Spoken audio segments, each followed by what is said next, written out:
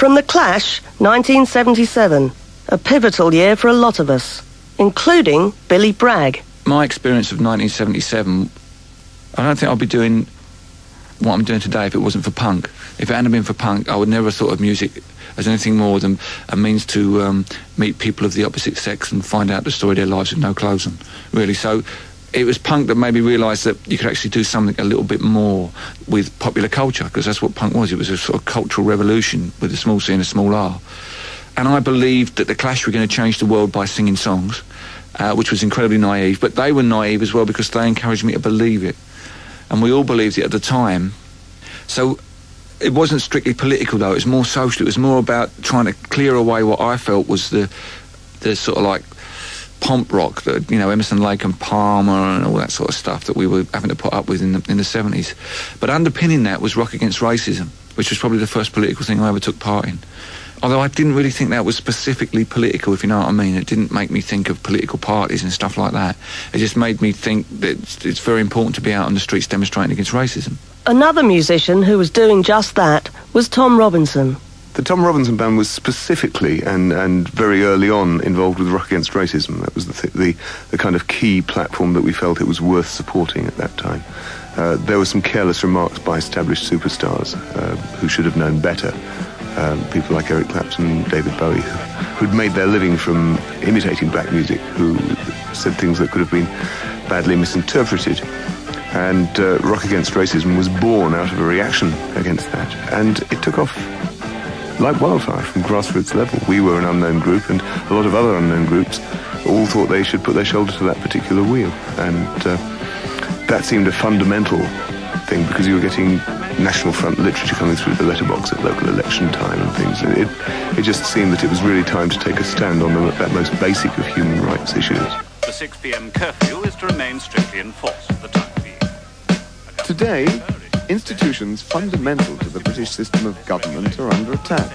The public schools, the House of Lords. The band album sleeve, Power in the Darkness, certainly had a manifesto of kind of what we thought that the music was going to be about. But we wanted to try and take it further than that, so that people could get involved themselves, rather than just say, oh, isn't that a clever stance, aren't they good, and pat us on the back. So we put the address of Rock Against Racism actually on the sleeve, so that people could get in touch, organise their own gigs and move it along. Certainly we began with a view that we wanted to be pop stars, you know, there's no question. We were a rock and roll group, and that's what we wanted to be. But the idea was that if in the process of doing that, you could also help the things you cared about at the same time, then that was a good thing and it was worth trying. Certainly we're never under any illusions that pop music was a suitable vehicle to change the world with.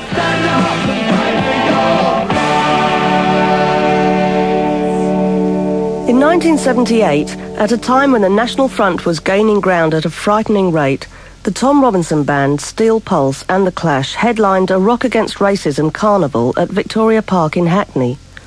A modest crowd was expected, but to everybody's surprise, 80,000 turned. We ain't gonna take it! Ain't gonna take it! Ain't gonna take it! Ain't gonna take it! I said they're keeping us standing, but we ain't gonna take it no more! No more! Ain't Gonna Take It by the Tom Robinson Band.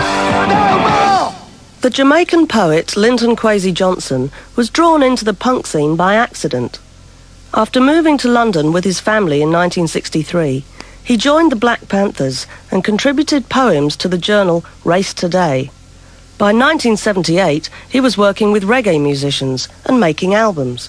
During the era of punk, reggae began to take on greater currency in British pop music, because a lot of the people who were listening to punk music and following punk music were, if you like, the rebel generation. And they saw reggae music as being rebel music, which they could identify with.